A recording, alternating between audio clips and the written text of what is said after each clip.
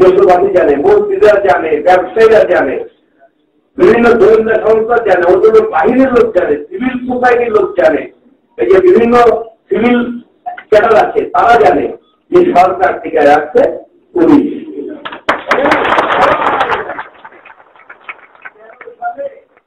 13 সালে আন্দোলন দমাইছে পুলিশ, 14 সালে ইলেকশন করে পুলিশ, গত 3 মাসের আগুন থামাইছে পুলিশ। রাজারবাগের সেন্টার আছে, এই সেন্টারে যদি সরকার ভোট কম পায় তাহলে দেখেন পুলিশ যে বলে যে পুলিশ সরকার টিকে রাখে, দেখেন পুলিশ কিভাবে সরকারকে পছন্দ করে না, সমস্যা ওইখানে।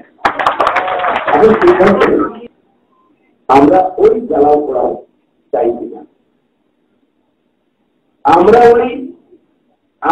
ওই পেট্রোল চাই কি, যদি পেট্রোল না